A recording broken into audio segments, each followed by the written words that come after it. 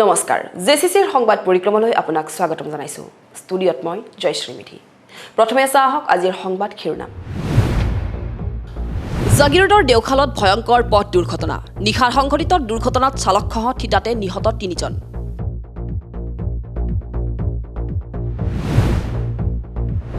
মৰিগাঁও সদৰ আৰক্ষী আৰু যোগান বিভাগৰ যুটীয়া অভিযান খান্দাজৰত এজন লোকৰ ঘৰৰ পৰা জব্দ বৃহৎ পৰিমাণৰ চাউল মায়ং ৰাজহ চক্ৰ বিষয়া কাৰ্যালয়ৰ সন্মুখত জনজাতীয় সংগঠনৰ প্ৰতিবাদ চক্ৰ বিষয়াৰ জৰিয়তে মুখ্যমন্ত্ৰীলৈ কেইবাটাও দাবী সম্বলিত স্মাৰক পত্ৰ প্ৰেৰণ ৰাজ্যৰ বিভিন্ন প্ৰান্তৰ লগতে জাগিৰোডতো পালন কৰা হয় শিশু দিৱসত ছাত্ৰ-ছাত্ৰীসকলৰ মাজত অনুষ্ঠিত কৰা হয় গীত মাত বিভিন্ন প্ৰতিযোগিতা এতিয়া চাওক বাতৰি বিস্তৃত ৰূপত জাগিৰোডৰ দেওখালত সংঘটিত হয় এক ভয়ংকৰ পথ দুৰ্ঘটনা নিশা ৩৭ নং ৰাষ্ট্ৰীয় ঘাইপথত সংঘটিত এই দুৰ্ঘটনাটোত এজন চালকসহ থিতাতে নিহত হয় 3 জন একেই দিশত যোৱা বাহভৰ্তি এখন ট্ৰাকত বালি ভৰ্তি আন এখন ট্ৰাকে খুন্দিয়াৰ ফলত এই দুৰ্ঘটনাটো সংঘটিত হয়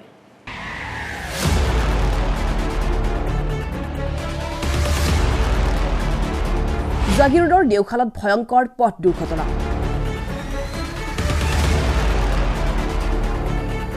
বাহভৰ্তি ট্ৰাকত বালি ভৰ্তি ট্ৰাকৰ খুন্দা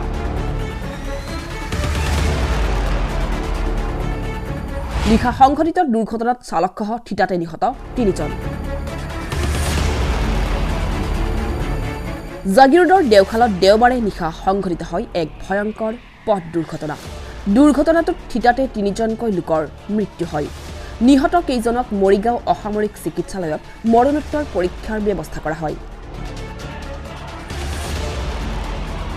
নিশা প্ৰায় 9 বজাত জাগিৰোড অভিমুখী AS01 AC7627 নম্বৰৰ বাহভৰ্তি ট্ৰাকখনক একে দিশৰ পৰা গৈ থকা বালি ভৰ্তি AS21C 1848 নম্বৰৰ ট্ৰাকখনে প্ৰচণ্ড জোৰেৰে খুন্দা মাৰে ফলত বালি ভৰ্তি ট্ৰাকখনৰ চালক জয়ন্ত ৰংপি আৰু 2 জন শ্ৰমিক ক্ৰমে অতুল দাস আৰু সুশীল দাসৰ দেহত বাহ সোমাই থিতাতে মৃত্যু ঘটে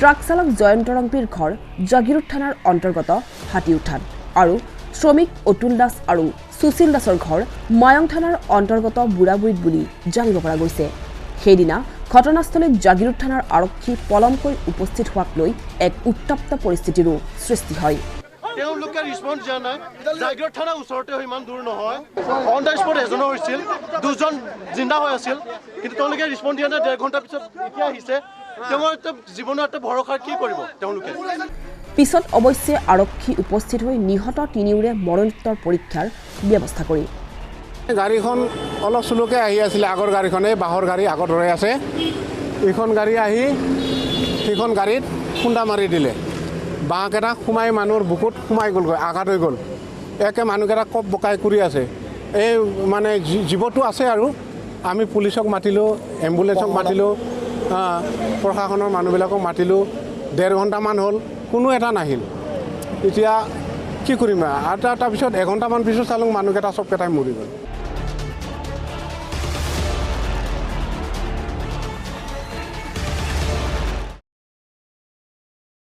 জাগিৰোডত বীৰ লাচিত খেনাৰ কাৰ্যকৰ্তা বীৰ লাচিত খেনাৰ জাগিৰোড আঞ্চলিক সমিতি গঠনৰ উদ্দেশ্যে অনুষ্ঠিত কাৰ্যসূচীত সংগঠনটোৰ মুখ্য সচিব শৃংখল চলিহা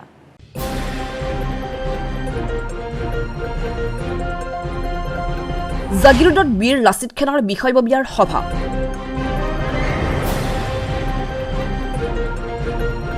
লাচিত খেনাৰ জাগিৰোড আঞ্চলিক সমিতি গঠন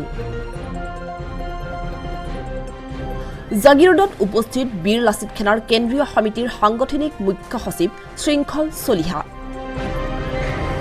আমাক কয় উগ্ৰ জাতীয়তাবাদী আমি উগ্ৰ জাতীয়তাবাদী নহয় আমি সুস্থ জাতীয়তাবাদী আজি যদি আমাৰ খিলঞ্জীয়া মানুহক কোনো আনা অসমীয়া মানুহে আহি পেলাই স্বৰবোৰ মাৰিবলৈ হয় আৰু আমি যদি চাই থাকো হেতু আমাৰ সুস্থতাৰ চিন নহয় যদি আমাৰ মানুহক কোনো আক্ৰমণ কৰে আমি যেতিয়া প্ৰত্যাক্ৰমণ কৰিম সেইটোৱে সুস্থ জাতীয়তাবাদী সোমবাৰে বীৰ লাচিত খেনা অসমৰ জাগিৰোড আঞ্চলিক সমিতি গঠনৰ উদ্দেশ্যে জাগিৰোডত উপস্থিত হৈ নেতাগৰাকী জাগিৰোড আঞ্চলিক সমিতি গঠন কৰি বীৰ লাচিত খেনাৰ নেতৃত্বই তৰুণ বসুমতাৰীক সভাপতি আৰু ঋষিকেশ বৰদলৈক সম্পাদকৰ দায়িত্ব অৰ্পণ কৰে। আজি মৰিগাঁও জিলা সমিতিৰ অন্তৰ্গত আজি আমাৰ জাগিৰোড আঞ্চলিক সমিতিখন গঠন কৰা হ'ল আৰু মই আশা ৰাখিছোঁ জাগিৰোডৰ প্ৰত্যেকটো সমস্যাৰ ক্ষেত্ৰত আজিৰ পৰা বীৰ লাচিত সেনা অসমে খুব সবলভাৱে মাত মাতিব। জাগিৰোডক লৈ বুলি নহয়, সমগ্ৰ অসমক লৈ আমাৰ পৰিকল্পনা আছে। আমি খিলঞ্জীয়াৰ আধিপত্যবাদ আৰু প্ৰভুত্ববাদ প্ৰতিষ্ঠাৰ বাবে আমি নিৰন্তৰ সংগ্ৰাম কৰি গৈছোঁ আৰু অনাগত দিনতো আমাৰ এই সংগ্ৰাম চলি যাব। আমি আশা ৰাখিছোঁ জাগিৰোড আঞ্চলিক সমিতিয়ে আদৰ্শ হিচাপে জাগিৰোডৰ হৈ কাম কৰিব আৰু জাগিৰোডৰ প্ৰত্যেকটো সমস্যাৰ ক্ষেত্ৰত বীৰ লাচিত সেনা অসমৰ প্ৰত্যেকজন সৈনিক সদায় আগত থাকিব বুলি আমি আশা ৰাখিছোঁ। পাছত সাংবাদিকৰে হোৱা বাৰ্তালাপত ধিং সমষ্টিৰ বিধায়ক আমিনুল ইছলামে শেহতীয়াকৈ কৰা কেতবোৰ উদ্ভট মন্তব্যৰ প্ৰতিক্ৰিয়াৰ প্ৰকাশ কৰাৰ লগতে সকিয়নি প্ৰদান কৰে। চাওক, আমিনুল ইছলামহঁতৰ দৰে ব্যক্তিক আমি আগতেও সকিয়নি দি থৈছোঁ আৰু আমিনুল ইছলামহঁতে যদি এই সাম্প্ৰদায়িক কথাবোৰ কৈ নাথাকে তেওঁলোকৰ ৰাজনীতি নচলে আৰু সেইবাবে তেওঁলোকে এইবোৰ কথা কৈ থাকে। আৰু আমিনুল ইছলামক আমি ইয়াৰ পৰা সকীয়াই দিছোঁ, যদি আপুনি প্ৰত্যেকবাৰে এনেধৰণৰ কথা কয়, কেতিয়াবা আপুনি বীৰ লাচিত সেনাৰ সৈনিকৰ হাতত যদি প্ৰহিত হ'বলগীয়া হয় তেতিয়া কিন্তু বীৰ লাচিত সেনাৰ কোনো সৈনিকক দুখ দি লাভ নাই। কাৰণ এনেকৈ যদি সদায় সদায় কিছুমান উদ্ভুত মন্তব্য দি থাকে, কেতিয়াবা আমাৰ ল'ৰাই ক'ৰবাত পালে দিব দুই এচৰ, তেতিয়া কিন্তু আমি তাৰ বাবে জগৰীয়া নহয়। কাৰ্যসূচীত বীৰ লাচিত সেনাৰ কেইবাজনো দলীয় নেতা কৰ্মী উপস্থিত থাকে। জাগিৰোডৰ এখন ধাননি পথাৰত বিজেপি কিষাণ মৰ্চাৰ ৰাজ্যিক বিষয়ববীয়া পকা ধানত কাচি দি ধান দোৱা পৰ্ব আৰম্ভ কৰিলে কিষাণ মৰ্চাৰ নেতৃত্বই।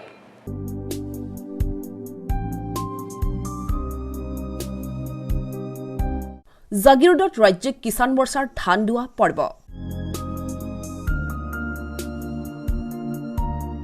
যুৱ প্ৰজন্মৰ কৃষকক আকৰ্ষিত কৰাৰ লক্ষ্য।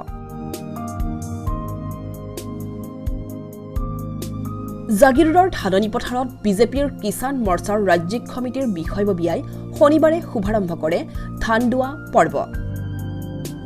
কৃষিপ্ৰধান ৰাজ্য অসমৰ যুৱ প্ৰজন্মৰ কৃষকসকলক কৃষি উৎপাদনত উৎসাহিত তথা আকৰ্ষিত কৰাৰ উদ্দেশ্যে জাগিৰোডৰ পশ্চিম নগাঁৱৰ এখনি ধাননি পথাৰত পকা ধান দোৱাৰ কাৰ্যসূচী গ্ৰহণ কৰে বিজেপিৰ ৰাজ্যিক কিষাণ মৰ্চাই। হাতত কাচি লৈ ভালেসংখ্যক বিষয়ববীয়াই কাটিলে পকা ধান। এই কাৰ্যসূচীত মৰিগাঁও জিলা কিষাণ মৰ্চায়ো সহযোগিতা আগবঢ়ায়।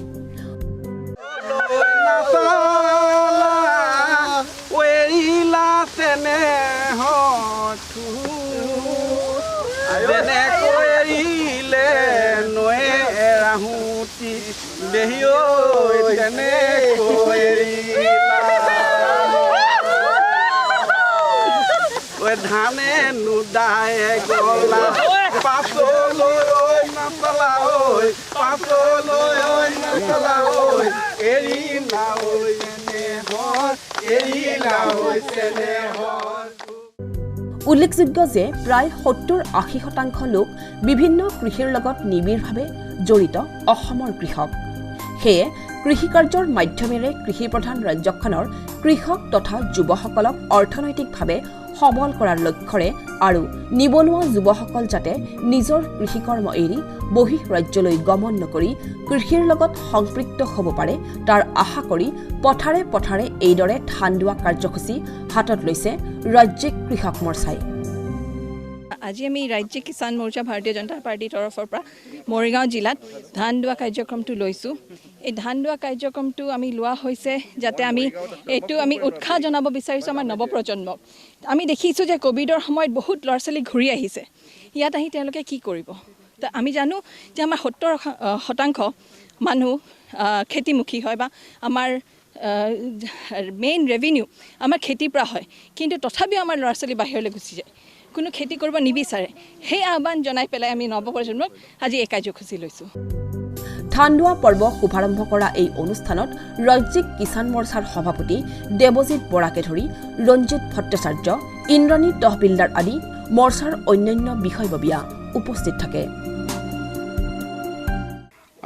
অসম হৈছে কৃষি প্ৰধান ৰাজ্য।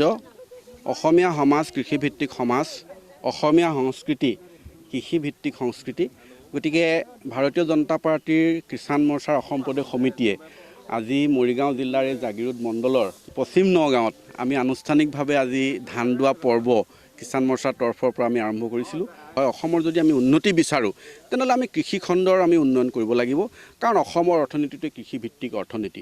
আমাৰ চৰকাৰে যিবিলাক আঁচনি গ্ৰহণ কৰিছে 80% আঁচনি আজি কৃষিৰ ওপৰত মানে দৃষ্টি নিক্ষেপ কৰি পেলাই কৃষিভিত্তিক এই আঁচনিবিলাক গ্ৰহণ কৰিছে। গতিকে কৃষকসকলৰ লগত সম্পৃক্ত হ'বৰ বাবে, কৃষকসকলক উৎসাহিত কৰিবৰ কাৰণে আৰু কৃষিখণ্ডত যাতে আমাৰ নতুন প্ৰজন্ম, উঠি অহা প্ৰজন্ম, শিক্ষিত প্ৰজন্মই সকলো যাতে কৃষিখণ্ডত আত্মনিয়োগ কৰে, এই উদ্দেশ্যেৰে তেওঁলোকক উৎসাহিত কৰাৰ মানসেৰে আজি আমি ভাৰতীয় জনতা পাৰ্টীৰ কিষাণ মৰ্চাই আনুষ্ঠানিকভাৱে আজি এই ধান দোৱা পৰ্ব আজি আমি জাগিৰোড মণ্ডলত আৰম্ভ কৰিলোঁ।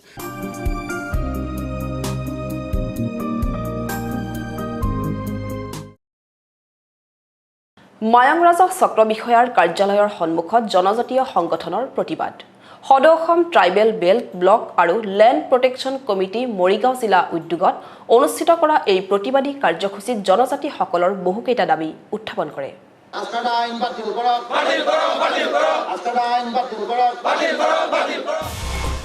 দীৰ্ঘদিনীয়া অমীমাংসিত সমস্যা সমাধানৰ দাবীত শুকুৰবাৰে দুঘণ্টীয়া এক অৱস্থান ধৰ্মঘট কাৰ্যসূচী ৰূপায়ণ কৰে সদৌ Assam tribal belt block and land protection committee Morigaon জিলা সমিতিয়ে। সমিতিৰ উদ্যোগত মায়ং ৰাজহ চক্ৰ বিষয়া কাৰ্যালয়ৰ সন্মুখত ৰূপায়ণ কৰা এই প্ৰতিবাদী কাৰ্যসূচীত হাতে হাতে প্লে কাৰ্ড লৈ বিভিন্ন প্ৰতিবাদী শ্লোগানেৰে পৰিৱেশ উত্তাল কৰে প্ৰতিবাদকাৰীসকলে। জনজাতিৰ ওপৰত চলা ষড়যন্ত্ৰ বন্ধ কৰক, ভূমিপুত্ৰসকলক মাটিৰ পট্টা বিনামূলীয়াকৈ প্ৰদান কৰক।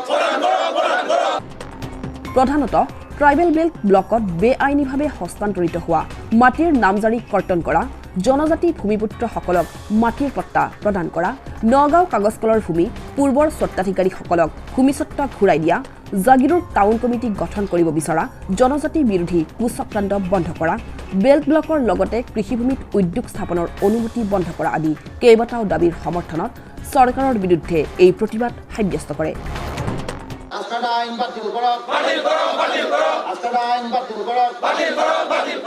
সদৌ Assam tribal belt block and land protection committee উদ্যোগত আজি যি 2 ঘণ্টীয়া মৰিগাঁও ডিষ্ট্ৰিক্ট সমিতিৰ উদ্যোগত যি 2 ঘণ্টীয়া অৱস্থান ধৰ্মঘট কাৰ্যসূচী আমি মায়ং চাৰ্কল অফিচৰ সন্মুখত আমি আজি কাৰ্যসূচী লৈছোঁ। এই কাৰ্যসূচীৰ জৰিয়তে আমি চৰকাৰক সকীয়াই দিব বিচাৰিছোঁ আমাৰ যিখিনি বেল্ট ব্লকত বেআইনীভাৱে দখল কৰি আছে আৰু যিখিনি আমাৰ উদ্যোগ স্থাপন হৈ আছে, অনুমতি যিখিনি প্ৰদান কৰি আছে সেইবিলাক কৰ্তন কৰিব লাগে।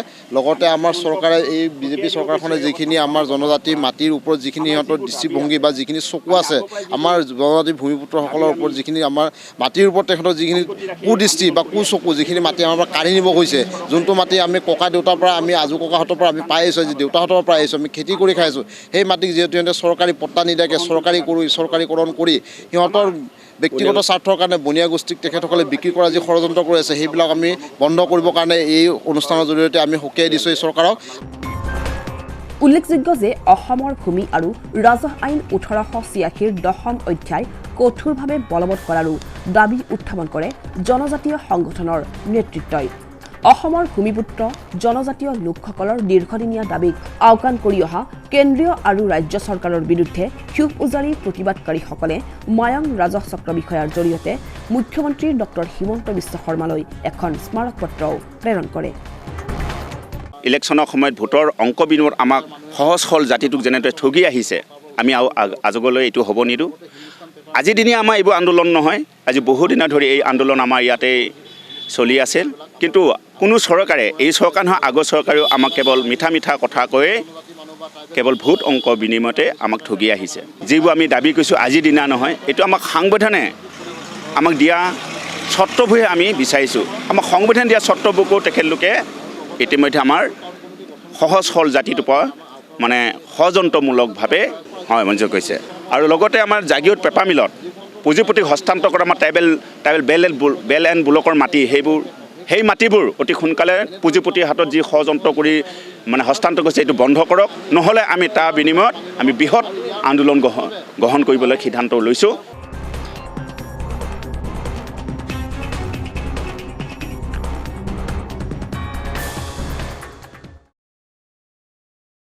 ৰাজ্যৰ আন প্ৰান্তৰ লগতে দেওবাৰে জাগিৰোডতো বিভিন্ন দল সংগঠনৰ উদ্যোগত পালন কৰা হয় শিশু দিৱস।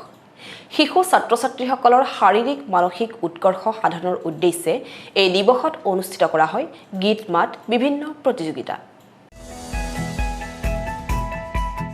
আজি 14 নৱেম্বৰ শিশু দিৱস।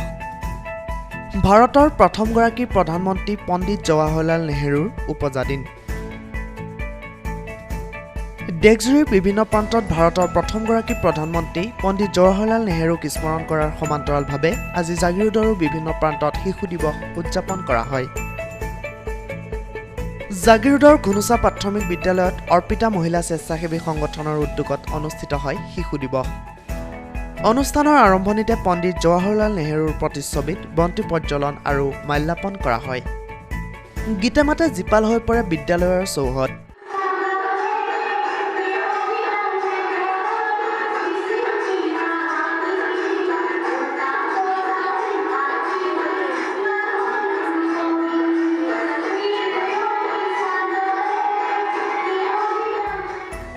অনুষ্ঠানত বিদ্যালয়খনৰ শিক্ষক-শিক্ষয়িত্ৰী, অৰ্পিতা স্বেচ্ছাসেৱী সংগঠনৰ বিষয়ববীয়া আৰু শিশুসকল উপস্থিত থাকে। 14 নৱেম্বৰ শিশু দিৱস অৰ্পিতা মহিলা অনুষ্ঠানে আজি বহুত বছৰৰ পৰাই বিভিন্ন স্কুলত ছাত্ৰ ছাত্ৰীসকলৰ মাজত শিশু দিৱস অনুষ্ঠিত কৰি আহি আছোঁ। আজিও আমি সেই উদ্দেশ্য আগত ৰাখি ঘুনুচা প্ৰাইমেৰী স্কুলত এই শিশু দিৱস অনুষ্ঠানটো অনুষ্ঠিত কৰিছোঁ। অৱশ্যে যোৱা 2 বছৰ আমি ভালকৈ কৰিব পৰা নগ'লোঁ। দেশৰ পৰিস্থিতি আৰু ক'ভিডৰ কাৰণে আমি এই অনুষ্ঠান বাতিল কৰিবলগীয়া হৈছে। বৰ্তমান আজি আমি এই ঘুনুচা প্ৰাইমেৰী স্কুলত ক'ভিড প্ৰট'কল মানি আমি ছাত্ৰ ছাত্ৰীসকলৰ মাজত বিভিন্ন কাৰ্যসূচী অনুষ্ঠিত কৰিছোঁ। খুব ভাল লাগিছে।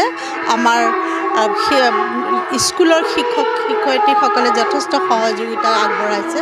তদুপৰি আমাৰ অৰ্পিতাৰ সদস্যসকলেও যথেষ্ট সহায় সহযোগ আগবঢ়াইছে। সকলোলৈকে ধন্যবাদ থাকিল আৰু আজি পণ্ডিত জৱাহৰলাল নেহৰুৰ জন্মদিনৰ শুভেচ্ছা সকলোলৈকে থাকিল। ধন্যবাদ। আনহাতে জাগিৰোডৰ জ্ঞানম জুনিয়ৰ কলেজতো অনুষ্ঠিত হয় শিশু দিৱস।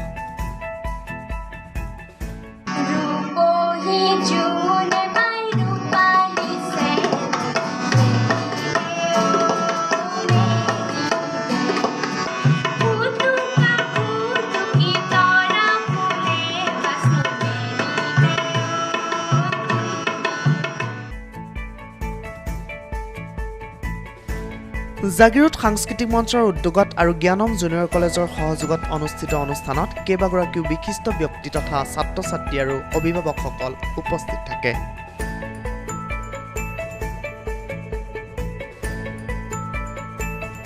অনুষ্ঠানত ছাত্ৰ-ছাত্ৰীসকলৰ দ্বাৰা নৃত্য পৰিৱেশন কৰা হয়।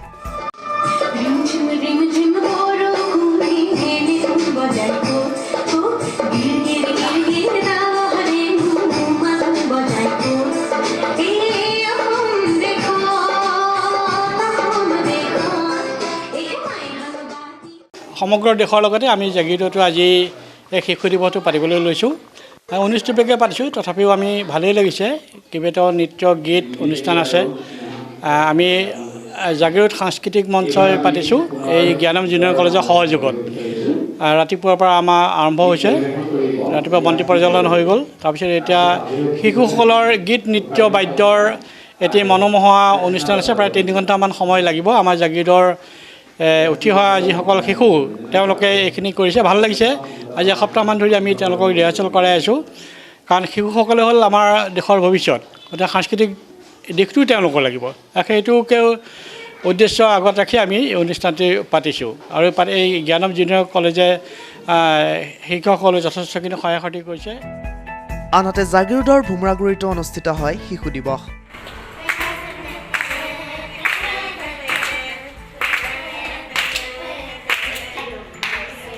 কল্যাণী মহিলা সংঘৰ উদ্যোগত অনুষ্ঠিত এই অনুষ্ঠানৰ আৰম্ভণিতে পণ্ডিত জৱাহৰলাল নেহৰুৰ প্ৰতিচ্ছবিত বন্তি প্ৰজ্বলন আৰু মাল্যাৰ্পণ কৰা হয়। ইয়াৰ পিছতে শিশুসকলৰ দ্বাৰা নৃত্য গীত পৰিৱেশন কৰা হয়।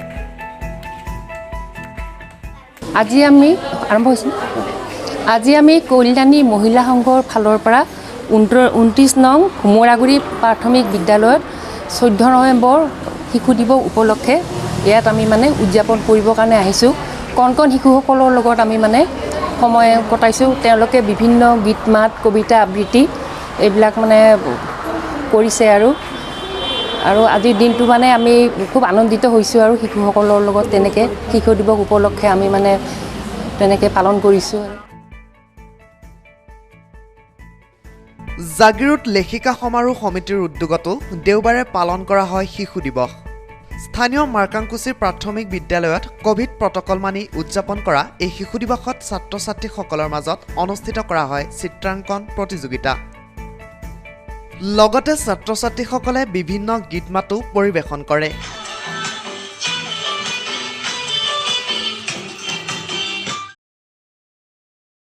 শীতৰ সমান্তৰালকৈ বজাৰসমূহত উপলব্ধ হৈছে সুস্বাদু সুমথিৰা। ৰাজ্যৰ বিভিন্ন স্থানত উৎপাদিত থলুৱা সুমথিৰায়ো দখল কৰিছে বজাৰ। কিন্তু সম্প্ৰতি কেতবোৰ অচিন ৰোগৰ ফলত উৎপাদন হ্ৰাস পাইছে সোণাপুৰৰ সুমথিৰাৰ বাগানত। এতিয়া সুমথিৰাৰ বতৰ।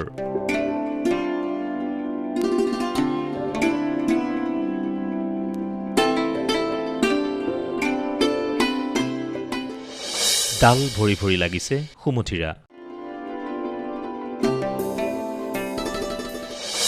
তাতে আকৌ যদি সোণাপুৰৰ সুমথিৰা হয় তাৰ কদৰেই সুকীয়া।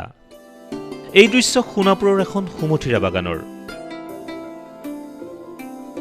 শীতৰ আগমনৰ লগে লগে ক্ৰমাৎ ৰসাল হৈ পৰিছে এই সুমথিৰাসমূহ। কাটি ৰংহাং নামৰ এগৰাকী যুৱকে প্ৰায় 20 বিঘা ভূমি সামৰি সোণাপুৰত সুমথিৰাৰ এই বিশেষ বাগানখন গঢ়ি তুলিছে, য'ত আপুনি প্ৰত্যক্ষ কৰিব লোমালোমে সুমথিৰা। কিন্তু শেহতীয়াকৈ এক অচিন ৰোগত বতৰৰ ফল সুমথিৰা আক্ৰান্ত হোৱাত চিন্তিত কৃষক। অপৰিণত অৱস্থাতেই সৰি পৰিছে সুমথিৰাসমূহ। তথাপিও অশেষ শ্ৰমেৰে কৃষকে সমগ্ৰ উত্তৰ পূৰ্বাঞ্চলৰ বজাৰলৈ প্ৰেৰণ কৰিছে সোণাপুৰৰ এই সুমথিৰাসমূহ। অসুবিধাটো হ'ল চাউথ কমলা এটা খেতি, গতিকে এতিয়া বহুত ৰিচপেক্টফুল এটা মানে খেতি হয় আৰু মানুহবোৰ বহুত মানে টেষ্ট কৰিবলৈ ইচ্ছা হয়। আৰু যেনেকুৱা সোণাপুৰ বিশেষকৈ কমলাৰ বহুত ফেমাছ হয়। খালি সোণাপুৰ আবদ্ধ হৈ নাথাকে বা ডুমুৰিয়া আবদ্ধ নহয়, কিন্তু গোটেই অল অভাৰ ইণ্ডিয়াৰ লগতে বিদেশেলৈকে মানে বহুত ফেমাছ হয়। গতিকে আমি 2000 চনৰ পৰা মই এইটো খেতিটো চুজ কৰি পেলাই মোৰ ফেমিলিটো এইটো বহুত লাগি পেলাই লগালোঁ। আৰু 2000 চনত আচলতে ডিপাৰ্টমেণ্টে গোটেই পুলিবোৰ বিতৰণ কৰিছিলে, হাজাৰ বিতৰণ কৰিছিলে মানে সোণাপুৰ চাৰ্কুলৰ এডিঅ'ৰ জৰিয়তে। কিন্তু মই এইটো ক্ৰয় কৰি পেলাই মই মানে 3000 মান পুলি আনি পেলাই মই 2-3 হেক্টৰ বাগান মানে কি মাটিত মই লগালোঁ। এতিয়া 3-4 বছৰ পিছত মানে ফলটো অহা ষ্টাৰ্ট কৰিলে, কিন্তু আহি আজি মানে 20-21 বছৰ মানে পুৰণি হৈ গৈছে। কিন্তু যেনেকুৱা যোৱা আগৰ বছৰবোৰ যেনেকুৱা ইনকাম হয় বা ফল যেনেকুৱা ধৰি পেলাই আমি মানে ইনকাম পাই থাকোঁ বছৰ, আৰু এইটো দি আমি ঘৰটো চলাওঁ। গতিকে আৰু এবাৰ আপোনালোকে আহি পেলাই দেখিছে এনেকুৱা হুৰিছে, আৰু কি কাৰণে হুৰিছে মই নিজে এইটোতো মই চাইণ্টিষ্টো নহয় বা এটা মানে এক্সপাৰ্ট মানুহ নহয়, তথাপি মই নিজে ষ্টাডি কৰিছোঁ। হয়তো এইটো এয়াৰ পলিউশ্যন হ'ব, নহ'লে বা কিবা এটা পোক হ'ব। কৃষকৰ আশা এই বিশেষ খেতিডৰা বিজ্ঞানসন্মতভাৱে আগবঢ়াই নিয়াত সহায় কৰক চৰকাৰে। চৰকাৰো এনেকুৱা হয় যে চৰকাৰ মই বাৰে আহ্বান কৰিছোঁ, নহ'লে বা আপোনাৰ মিডিয়াৰ জৰিয়তে মই কিছুমান কথা কৈছোঁ। গতিকে আহ্বান কৰাটো এইটোৱে যে যিহেতু এটা ডিপাৰ্টমেণ্ট আছে, হৰ্টিকালচাৰ বা এগ্ৰিকালচাৰ ডিপাৰ্টমেণ্ট আছে, গতিকে এইটো হৰ্টিকালচাৰ আণ্ডাৰত যেনেকুৱা মানে খেতিবোৰ কৰোঁ, গতিকে বহুতো হাজাৰ মানে স্কিম আছে। এইটো কাৰণে মই আহ্বান কৰাটো হ'ল যে বিভিন্ন খেতিয়কবিলাকে যেনেকুৱা মানে বিভিন্ন খেতি যেনেকুৱা লোকচান হ'লে, আপোনাৰ বানপানীয়ে হওক বা কিবা ক্ষেত্ৰতে হওক, এনেকুৱা মানে লোকচান হ'লে মানে চৰকাৰে কিবা এটা সহায় কৰে বা টেকনিকেল হওক বা ফাইনেন্সিয়েল হওক কেনে এছিষ্টেণ্ট কৰে। গতিকে আপোনাৰ যিহেতু মানে সোণাপুৰ এইটো এৰিয়াৰ, বিশেষকৈ সোণাপুৰ এইটো হিলি এৰিয়াটোত গোটেই মেক্সিমাম কমলাৰ বাগান আছে। গতিকে প্ৰত্যেকজনে এনেকুৱা এই বেমাৰটো হৈছে। গতিকে যদি চৰকাৰী ডিপাৰ্টমেণ্টে যদি আহি পেলাই কিছু আমাক যদি কিবা এটা এছিষ্টেণ্ট বা টেকনিকেল কিছুমান এইটো কেনেকৈ ৰোধ কৰিব লাগে বা কেনেকৈ হ'লে হ'ব যদি আমাক সহায় কৰিবলৈ আহে তেনেহ'লে আমি বহুত সুখী হ'ম।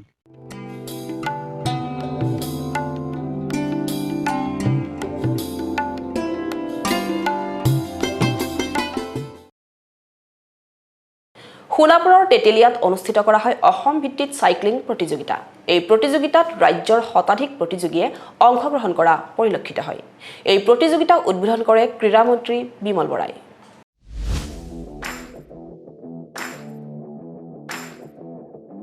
সোণাপুৰৰ তেতেলিয়াত দুদিনীয়াকৈ আৰম্ভ হৈছে Assam state road cycling championship 2021।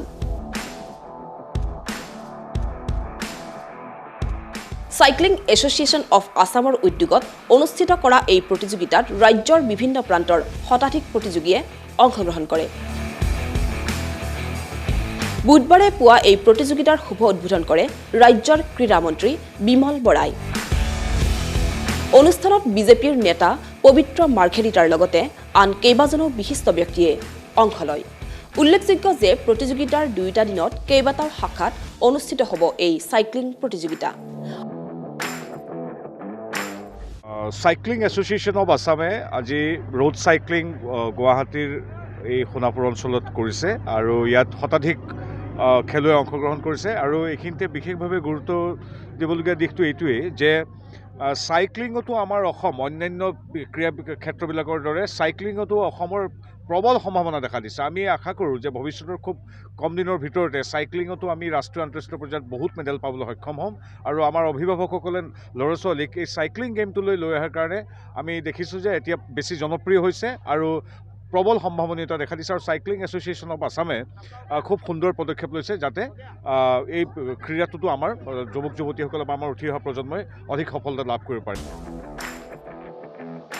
আনহাতে এই প্ৰতিযোগীসকলৰ মাজৰ পৰা নিৰ্বাচিতসকলে কুৰুক্ষেত্ৰত অনুষ্ঠিত হ'বলগীয়া ৰাষ্ট্ৰীয় পৰ্যায়ৰ সাইক্লিং প্ৰতিযোগিতাত অংশগ্ৰহণৰ বাবে অসমৰ দলৰ হৈ প্ৰতিনিধিত্ব কৰিব বুলি জানিব পৰা গৈছে। অসম সাইক্লিং এছ'চিয়েশ্যনে 5 দিনীয়া এক প্ৰশিক্ষণ শিবিৰ সাইক্লিষ্টসকলৰ মাজত আয়োজন কৰিছিলে আৰু তাৰে অন্তত দুদিনীয়া কাৰ্যসূচীৰে 17 আৰু 18 তাৰিখে এই চেম্পিয়নশ্বিপ আয়োজন কৰিছে আৰু খুব সুন্দৰ পৰিৱেশৰ মাজত প্ৰায় শতাধিক খেলুৱৈ চেম্পিয়নশ্বিপত অংশগ্ৰহণ কৰিছে। মই ভাবোঁ যে অসমৰ ক্ৰীড়া ক্ষেত্ৰখন শক্তিশালীভাৱে আগুৱাই লৈ যোৱা এটা অনুকূল বাতাবৰণ আমি সকলোৱে মিলি সকলোৱে একেলগে পৰিৱেশ আমি নিৰ্মাণ কৰিব লাগিব।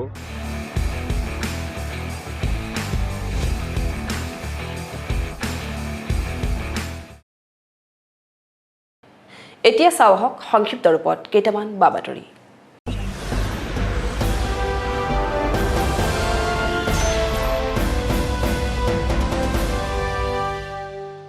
মৰিগাঁও সদৰ আৰক্ষী আৰু যোগান বিভাগৰ যুটীয়া অভিযান।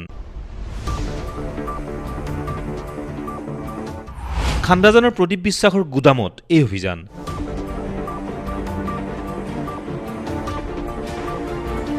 হাজাৰ হাজাৰ বস্তা চৰকাৰী চাউল জমা ৰখাৰ অভিযোগ লোকজনৰ বিৰুদ্ধে। গুদামত দুখীয়া লোকৰ বাবে যোগান ধৰা চৰকাৰী চাউল যথেষ্ট সংখ্যক মজুত ৰখাৰ খবৰ পাই অভিযান চলায় যোগান বিভাগে।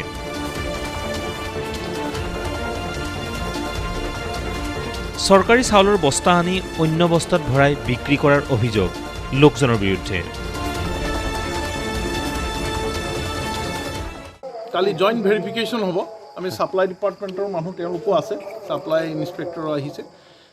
আমি এতিয়া ভেৰিফাই কৰি আছোঁ। আপোনাৰ এই প্ৰদীপ বিশ্বাস বোলাৰ তেওঁৰ গুদাম আৰু ইয়াত কিছুমান গভৰ্ণমেণ্টৰ এনেকুৱা চাউল কিছুমান আমি পোৱা হৈছে, বেগ কিছুমান হৈছে আৰু আজি আমি গাৰ্ডিং দি ৰাখিম আৰু বাকীখিনি কাইলৈ আমি বাকীখিনি যিখিনি কৰিম। ইতিমধ্যে আৰক্ষীয়ে গুদামৰ মালিক প্ৰদীপ বিশ্বাসক আটক কৰি মৰিগাঁও সদৰ থানালৈ আনে। যোগান বিভাগৰ বিষয়াই জনোৱা অনুসৰি এই লোকজনৰ ঘৰত যথেষ্ট সংখ্যক চৰকাৰী চাউল থকাৰ উমান পাইছে আৰু সম্পৰ্কীয় সকলো বিভাগ লৈ পুনৰ অভিযান চলোৱা হ'ব। এই গুদামটোত মানে হিউজ এৰেঞ্জমেণ্টত তেওঁলোকে ইয়াত চাউল আছে, ধান আছে, কিছুমান ধৰক আপোনাৰ যিবিলাক FCIৰ পৰা আমাৰ যিখিনি PDSৰ বেগ আছে তাতো আছে আৰু কিছুমান তেওঁলোকে প্ৰি পেকিং কৰিছে। অহাকালি দিনৰ ভাগত ৰাতিপুৱাৰ পৰা আমি জইণ্ট চেম্পলিঙৰ এটা এৰেঞ্জমেণ্ট কৰা যাব, প্লাছ গোটেই চাউলৰ যিখিনি ধৰক আইনৰ মাজেদি আমি যিখিনি কাম কৰিব লাগে ধৰক ৱেইট কৰিব লাগিব বা চিজিঙৰ ক্ষেত্ৰত টেলিচিট বা এইখিনি ফৰ্মেলিটিজখিনি কৰি আমাৰ জব্দও কৰা যাব আৰু প্লাছ FCI অথৰিটিৰ লগতো আমি যোগাযোগ কৰিছোঁ হয় দেখা গৈছে ইয়াত ৰিপেকিঙৰ প্লাষ্টিকৰ বেগত দেৰি কৰিছে কিন্তু তাৰ উপৰিও আমি ইয়াত দেখিছোঁ কিছুমান বেগ তেওঁলোকে কৰিব পৰা নাই মানে যিবিলাক ধৰক PDSৰ যিবিলাক বেগ আছে সেইবিলাকো দেখা গৈছে যিয়ে হওক আমি কালি আফটাৰ অবজাৰ্ভিং ফৰ্মেলিটিজ আমি গোটেইখিনি বস্তু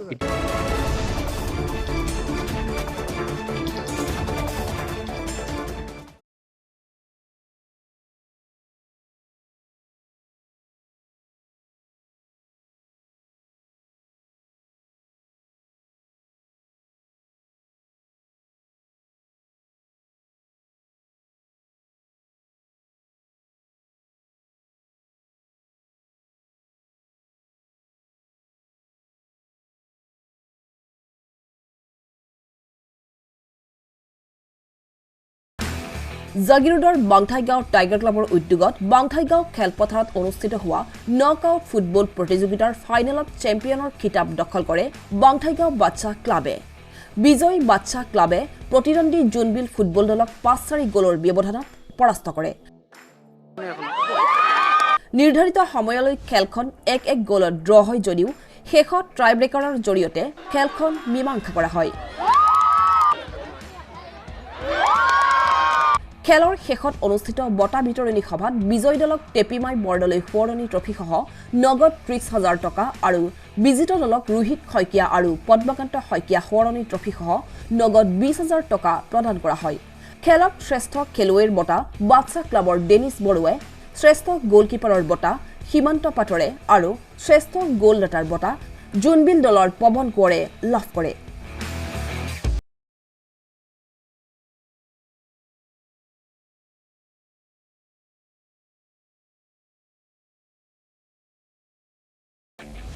বাংথাইগাঁও বাচ্চা ক্লাব আৰু জোনবিল ফুটবল একাদশৰ মাজত অনুষ্ঠিত হৈছিল ফাইনেল খেলখনত বিজয়ী হয় বাংথাইগাঁও বাচ্চা ক্লাব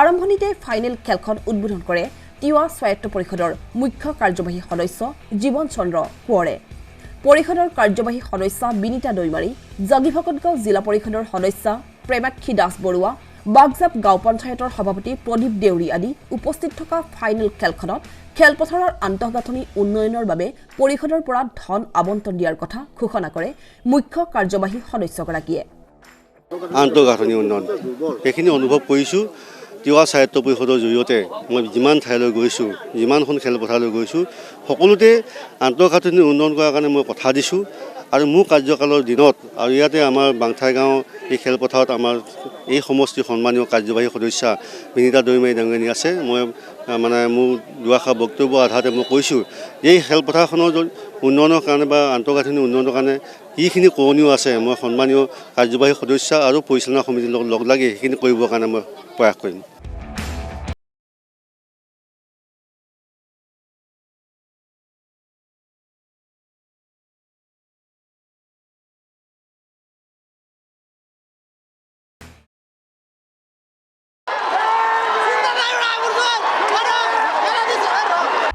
জাগিৰোডৰ নেলিৰ ভোগডুবাত নাও খেল প্ৰতিযোগিতা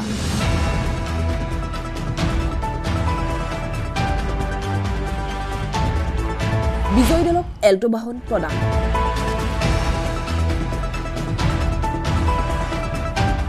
জাগিৰোডৰ সমীপৰ নেলিৰ ভোগডুবাত দুদিনীয়াকৈ অনুষ্ঠিত হয় নাও খেল প্ৰতিযোগিতা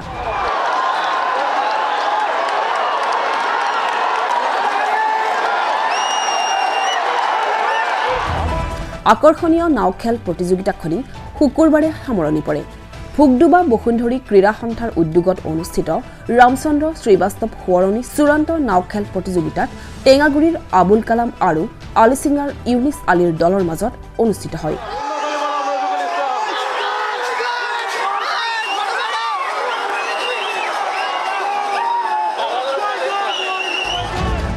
মুঠ 7টা নাৱৰীয়া দলে অংশগ্ৰহণ কৰা নাও খেলখনৰ ফাইনেলত আলিচিঙাৰ ইউনিছ আলীৰ দৰে বিজয়ী দলৰ খিতাপ অৰ্জন কৰে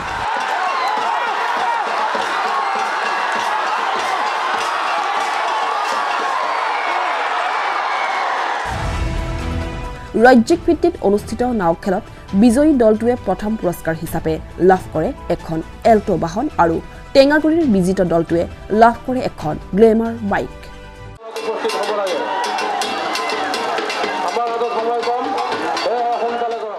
আমাৰ যি দুদিনীয়া কাৰ্যসূচী আছিলে নাও খেল আৰু এই নাও খেলত দুদিনীয়া কাৰ্যসূচীত আমি ইতিমধ্যে আজি ফাইনেল খেল আছিল আৰু সেই ফাইনেল খেলত আজি আমাৰ ওচৰৰে ইনুছ আলী গ্ৰুপৰ নাৱে জয় হৈছে। গতিকে আমি আজি এই খেলখন এটা অনুভৱ কৰিছোঁ। আজি প্ৰায় ইয়াত আপোনালোকে দেখিছেই প্ৰায় হাজাৰ হাজাৰ মানুহে ইয়াত অংশগ্ৰহণ কৰিছে। আমি যোৱা বছৰো এই নাও খেলখন প্ৰতিযোগিতা আৰম্ভ কৰিছিলোঁ আৰু সেই যোৱা বছৰ আমি 2চকীয়া বাহন দিছিলোঁ। এইবাৰ আমি 4চকীয়া বাহন যোৱা বছৰ ঘোষণা কৰিছিলোঁ। ঠিক তেনেদৰে আমি 4চকীয়া বাহন ফাৰ্ষ্ট প্ৰাইজ, ছেকেণ্ড প্ৰাইজ 2চকীয়া বাহন, ঠিক তেনেদৰে আমি খেলখন আমাৰ নেলি, মূলাধাৰী, ডিমাল, আলিচিঙাকে ধৰি আমাৰ ক্ৰীড়া সন্থাৰ সৌজন্যত এই খেলখন আয়োজন কৰিলোঁ। শ্ৰীযুত জিতনাৰায়ণ শ্ৰীবাস্তৱ তেখেতৰ দেউতাৰ নামত এই খেলখনৰ 2টা প্ৰাইজ উপহাৰ দিছে।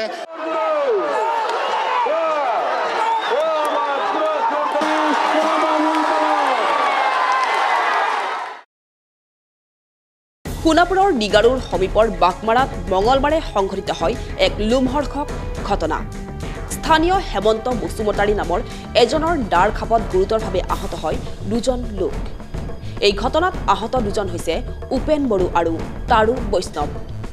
কোনো কাৰণ নোহোৱাকৈ নিচাজাতীয় দ্ৰব্য সেৱন কৰি নিচাৰ ৰাগীত দাৰে খপিয়াই প্ৰাণে মৰাৰ চেষ্টা কৰে নিচাসক্ত হেমন্তই। ঘটনাস্থলীত সোণাপুৰ আৰক্ষী উপস্থিত হৈ আহত 2জনক সোণাপুৰ জিলা চিকিৎসালয়ত ভৰ্তি কৰে। পাছত অভিযুক্ত হেমন্ত বসুমতাৰীক আটক কৰে আৰক্ষীয়ে। ল'ৰাটো এটামান বজাৰ পৰা চিউৰি আছে। ল'ৰাটো চিউৰি দা এখন লৈ ভঙিয়াই মতা মানুহ নলাবি, মাইকী মানুহ নলাবি, যাকে পাম তাকে কাটিম বুলি কৈ ফুৰিছে। ইমান বেয়া উচুলি ভাষা, ইমান বেয়াকে মাতিছে। তাৰ দেউতাককো কাটিব লৌৰাইছে, মায়েককো লৌৰাইছে। মাকে দাউৰি আহি আমাৰ ঘৰত সোমালে। সোমোৱাৰ পিছত আৰু এজনক বায়েকে চাইকে বগৰাই লৈছিলে। সেই ল'ৰাজনৰ মোৰ ঘৰত দাউৰিকে সোমাই গ'লে। তাৰপিছত দা লৈ গোটেই গাঁৱৰ মানুহ লৌৰাইছে। আমাৰ দেউতাই কাণে যি শুনা নাপায়, দেউতা নাযাবি বুলি কৈছোঁ, সি শুনাই নাপায়। কেনেকৈ আহি পলাব? দেউতাই ঘৰত গৈ আছিল, দেউতাক পিছৰ দিগিৰ পৰা লৌৰাই যায় নেপালী গাঁও এখনৰ ওচৰত কাটি থকা। আমি গমেই নাপাওঁ। কাটি অৱস্থা নোহোৱা কৰিছে। এতিয়া হাতৰ শিৰ ছিঙিছে বোলে। এজন তাৰো বৈষ্ণৱ, এইটো মোৰ খুৰা হয়, মোৰ ঘৰত কাম কৰা, তাক ৰাস্তাতে কাটি দিছে।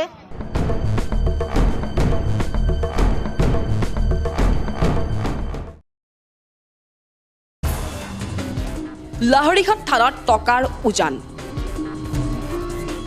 লাহৰীঘাট আৰক্ষীয়ে মঙলবাৰে নিশা অঞ্চলটোৰ বৰবৰীত অভিযান চলাই তীৰ মাফিয়া মাইনুল হকৰ ঘৰৰ পৰা জব্দ কৰে 28,54,500 টকা। আৰক্ষীয়ে গ্ৰেপ্তাৰ কৰে 2জন তীৰৰ বুকিক। আৰক্ষীৰ উমান পাই পলায়ন কৰে তীৰৰ মাফিয়া মাইনুল হক। এই টকাখিনি ব্যৱহাৰ কৰিছিল তীৰ খেলত।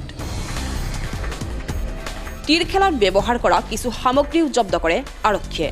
গ্ৰেপ্তাৰ কৰা তীৰৰ বুকি 2জন হৈছে দিলৱাৰ হুছেইন আৰু ছাজাহান আলী। উল্লেখ্য যে দীৰ্ঘদিন ধৰি অঞ্চলটোত অব্যাহত আছিল তীৰ খেলৰ ৰমৰমীয়া বেহা। আমি যোৱাকালিৰ পৰা আমি গোটেই দিনটো আমি এটা অভিযান চলাই আছিলোঁ। এইটো ইলিগেল তীৰ আমি খবৰ পাইছিলোঁ। ইলিগেল তীৰৰ বিৰুদ্ধে আমি গোটেই দিনটো আৰু গোটেই ৰাতিটো আমি অভিযান চলালোঁ।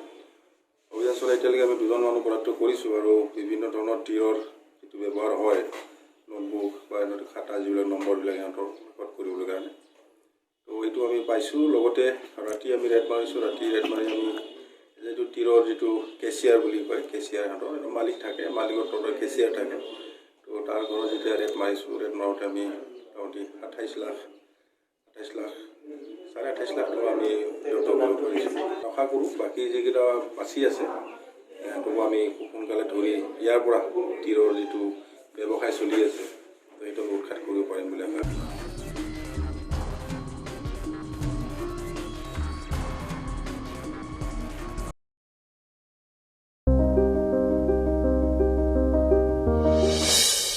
জীৱন যুঁজত কাহানিও হাৰ নমনা এজন যুৱক, নাম অমৃত চৌধুৰী। সোণাপুৰ ৰাজচক্ৰৰ অন্তৰ্গত মালৈবাৰীৰ এই যুৱকজন এতিয়া সকলোৰে চৰ্চাত। প্ৰায় 8 বছৰ পূৰ্বে দুৰ্ঘটনাক্ৰমে ওখ গছৰ পৰা পৰি ভাঙি যায় কঁকালৰ হাড়। চিকিৎসালয়ত মৃত্যুৰ সৈতে যুঁজি সৰ্বস্ব হেৰুৱাই কেৱল প্ৰাণ লৈ ঘৰলৈ উভতে যুৱকজন। শৰীৰৰ নিম্নাংশ সম্পূৰ্ণৰূপে বিকল হোৱাত হুইল চেয়াৰে হৈ পৰে সাৰথী। তথাপিও থমকি ৰোৱা নাই জীৱনৰথ। চিকিৎসা ব্যয়ৰ নামত সকলো হেৰুৱা অমৃতে বাছি ল'লে এক নতুন পন্থা। ধাৰ ঋণ কৰি এখন টমটম বাহন ক্ৰয় কৰি এনেদৰে ছাত্ৰ ছাত্ৰীক অনা নিয়া কৰে তেওঁ। তাৰ পৰাই যি দুপইচা অৰ্জন কৰে তাৰেই চলায় ঘৰখন। কাৰো ওচৰত হাত নপতাকৈ গাড়ীখনৰ পৰা ননামাকৈয়ে দৃঢ়তাৰে সকলো কৰি যায় তেওঁ। 2014 চনত মোৰ এক্সিডেণ্ট হৈছিল। নাৰিকল গছৰ পৰা পৰিছিলোঁ আৰু তেতিয়া তাৰমানে কি মোৰ হাড়দিটো ছিঙি গৈছিল আৰু মোৰ মায়ে তাৰমানে কি অলপ মাটি আছিল সেইখিনি বিক্ৰী কৰি কেনে মোক হেৰি কৰি চিকিৎসা কৰি পেলাই কিবা কৰি পেলাই মানে কি মোৰ জীৱনটো বাচাইছে। এতিয়া মানে কি মই ধাৰ ঋণ লৈ হ'লেও তাৰমানে কি গাড়ী এখন মোক ঘৰৰ মানুহে কৰি দিছে। এতিয়া এখন চলাই পেলাই কিবা কৰি পেলাই মোৰ জীৱনটো জীৱিকা তাৰমানে কি মই নিৰ্বাহ কৰি আছোঁ। 200-300 যি পাওঁ সেইখিনি লৈয়ে মই জীৱন কটাই আছোঁ। আৰু এতিয়া ল'ৰা ছোৱালীও ডাঙৰ হৈছে, মানে চলিবৰ উপায় নাই। এতিয়া চৰকাৰে যদি মোক অকণমান সহায় কৰে তেতিয়াহ'লে মই চৰকাৰৰ ওপৰত চিৰকৃতজ্ঞ হ'ম। জীৱন যুঁজত কাহানিও হাৰ নমনা অমৃত এতিয়া হৈ পৰিছে সকলোৰে আদৰ্শ।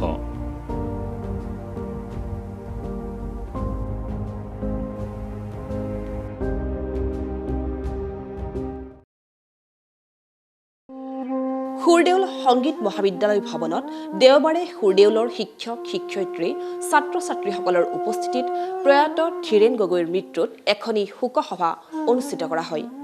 অসম ৰাজ্যিক বিদ্যুৎ পৰিষদৰ অৱসৰপ্ৰাপ্ত সহকাৰী অভিযন্তা প্ৰয়াত গগৈ আছিল সুৰদেউল পৰিচালনা সমিতিৰ এগৰাকী অন্যতম সদস্য। যোৱা 7 নৱেম্বৰত মৃত্যু হোৱা ধীৰেন গগৈৰ প্ৰতি শ্ৰদ্ধাঞ্জলি জ্ঞাপন কৰি সুৰদেউলৰ অবৈতনিক অধ্যক্ষ ডক্টৰ পৱন চন্দ্ৰ গগৈ আৰু পৰিচালনা সমিতিৰ বিষয়ববীয়াসকলে গভীৰ শোক প্ৰকাশ কৰে।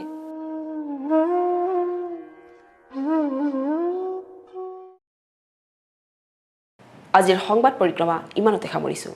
জাগিৰোড, মৰিগাঁও আৰু ইয়াৰ কাষৰীয়া বিভিন্ন অঞ্চলৰ বাতৰিলৈ আমি আপোনালোকৰ মাজলৈ আহোঁ প্ৰতি বুধবাৰে সন্ধিয়া আৰু বৃহস্পতিবাৰে পুৱা। গতিকে চাবলৈ নাপাহৰিব আপোনালোকৰ প্ৰিয় অনুষ্ঠান JCCৰ সংবাদ পৰিক্ৰমা। ধন্যবাদ।